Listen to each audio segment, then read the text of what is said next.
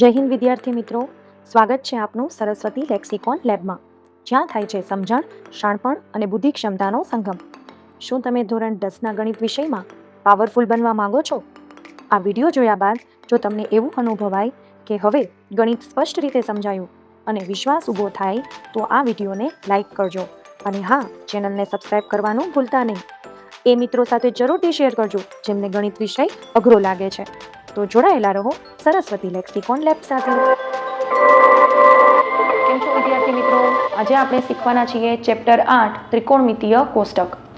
8.2ના જેટલા પણ સમ્સ છે એ આ કોષ્ટકને સોલ્વ કર્યા વિના થવાના નથી. તો પેલો ઉકેલ એ હોય છે દરેક વિદ્યાર્થી માટે કે ભાઈ અમે આ કોષ્ટક પાકું કરી નાખીએ.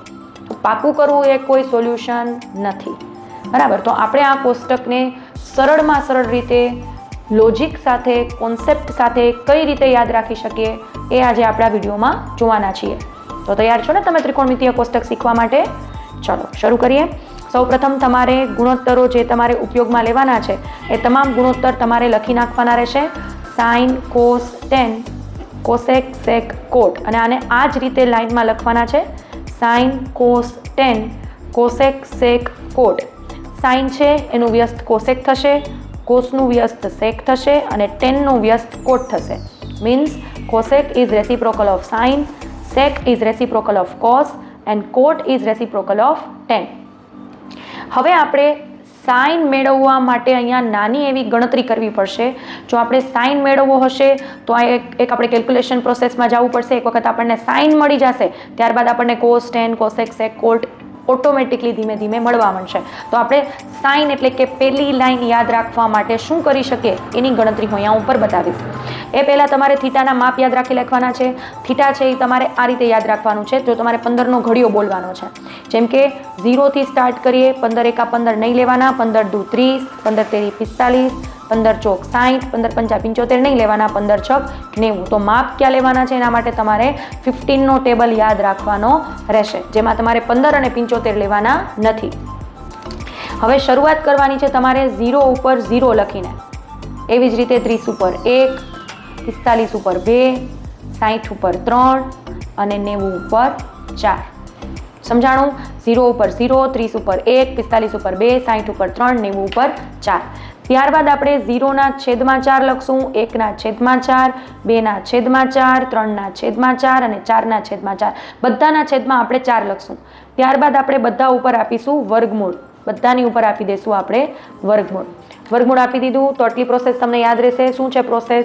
પહેલાં તો 0 ઉપર 0, 30 ઉપર 1, 45 ઉપર 2, 60 ઉપર 3, 90 ઉપર 4. બધાના છેદમાં 4, બધા ઉપર વર્ગમૂળ. હવે એક પોએટિક વર્ઝનમાં, મતલબ એક હું બોલું છું એ રીતે તમારે 4 થી 5 વાર મનમાં બોલવાનું છે.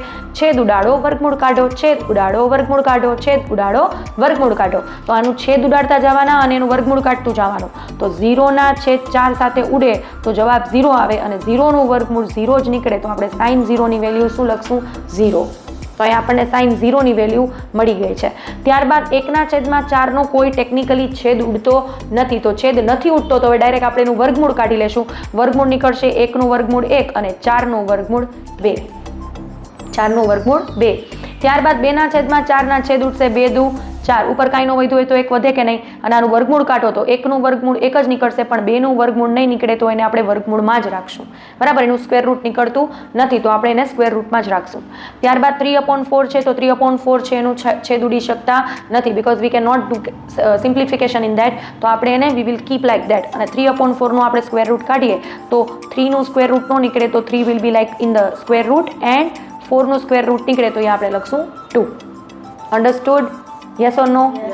નાવ 4 4 કટ થઈ જાય તો વધશે 1 અને એનું સ્ક્વેર રૂટ કાઢીએ તો મળશે 1. અહીંયા આપણને સાઇન પેલી લાઈન મળી ગઈ છે કોઈ પણ પ્રકારની ગોખણ પટ્ટી વિના. ફક્ત તમારે થોડા કેલ્ક્યુલેશન યાદ રાખવાના છે, ગોખવાનું નથી. હવે કોસ કેમ મળશે? તો કે કોસ છે ને એ ધારી લ્યો કે આ છે ને એક સાપ છે ફેણવાળો.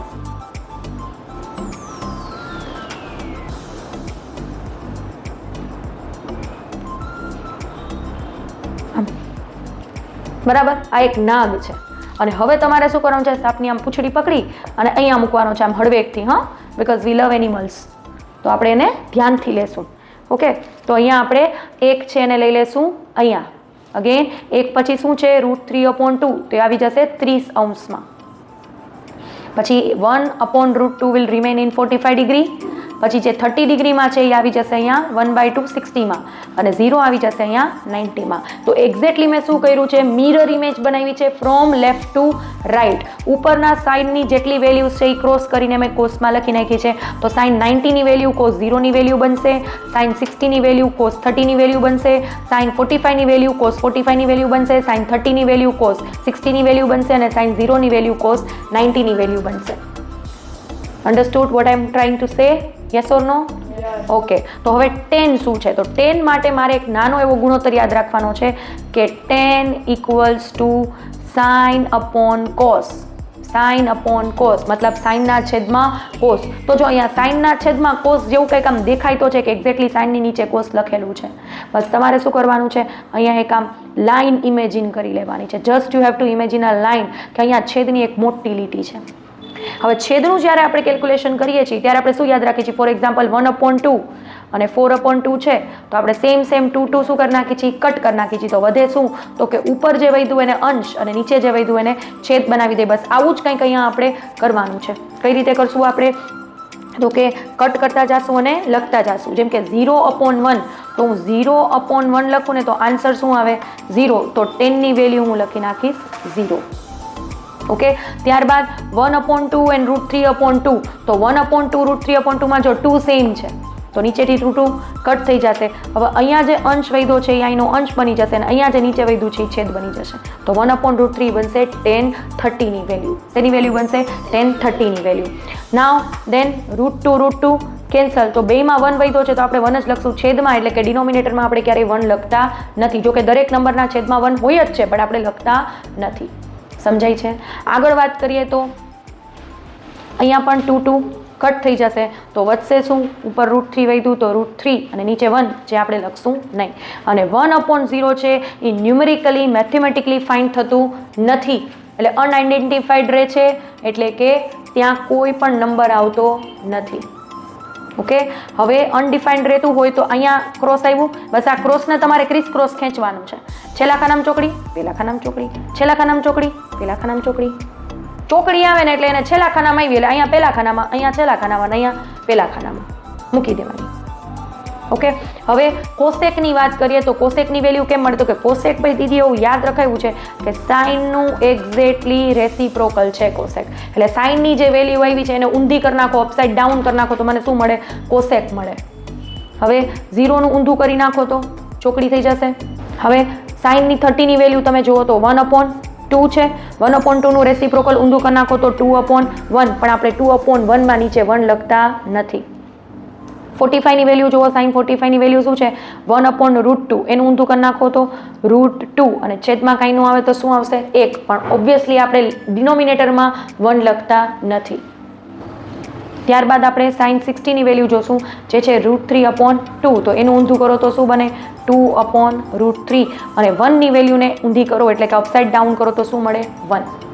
રાઈટ. હવે સેક છે ને એ તમે બે રીતે ફાઇન્ડ કરી શકો. તમે કોસનું ઉલટું પણ કરી શકો, અને સાઇનમાં તમે કેમ આમ સાપ બનાવ્યો ને તમે એને પૂંછડીથી આમ ઊંધો લીધો, બસ એવી રીતે તમે કોસેકને પણ આમ ઊંધો લખી નાખો તો તમને સેક મળી જાય. તો that is the good way or a better way to do it. Right. તો આ 1 છે એને આપણે લઈ લઈશું અહીંયા 2/√3 છે એ આવી જશે 30માં, √2 રહેશે 45માં, 2 રહેશે 60માં, અને ચોકડી જો ઓટોમેટિકલી જે આ ક્રોસ છે એ 90માં આપણે પહેલેથી મૂકેલું જ છે. ઓકે, અને કોટ છે એ કોનું રેસિપ્રોકલ છે 10નું, એટલે કે 10નું ઊંધું શું છે કોટ. તો 10નું ઊંધું કરીએ તો 0નું ઊંધું ચોકડી, તો ચોકડીનું ઊંધું 0 થયું ને. જો 0નું ઊંધું ચોકડી છે મતલબ 0નું રેસિપ્રોકલ ક્રોસ છે, તો ક્રોસનું રેસિપ્રોકલ 0. અને 1/√3, તો એનું ઊંધું √3/1, પણ આપણે /1 લખતા નથી. 1નું રેસિપ્રોકલ 1, અને √3માં નીચે કાંઈ નથી તો 1 હોય ને, તો એનું ઊંધું કરી નાખો તો 1/√3. તો આ બની ગયું તમારું ત્રિકોણમિતીય કોષ્ટક. અને તમારે રેપિટેડલી બોલતા શીખવાનું છે, 5 કે 6 વખત તમારે એને ટ્રાય કરવાનું, મોઢે શીખવાનું, એટલે તમને ચોક્કસથી 100% ગેરંટી છે કે ત્રિકોણમિતીય કોષ્ટક બનાવતા આવડી જશે. પેપર જ્યારે તમે બોર્ડનું લખવા જાઓ ત્યારે તમારે સાઈડમાં શરૂઆતમાં જ્યારે તમને જે મિનિટ્સ એક્સ્ટ્રા આપે છે રીડિંગ માટે, ત્યારે તમારે સાઈડમાં આવું કોષ્ટક બનાવીને રાખવાનું, કારણ કે આને લગતા સમ્સ આવશે જ. એટલે આ કોષ્ટક આપણે સાઈડમાં બનાવીને રાખશું જેથી કરીને આપણે सम्સને કરી શકીએ. તો પ્રેક્ટિસ કરતા રહેજો અને શીખતા રહેજો.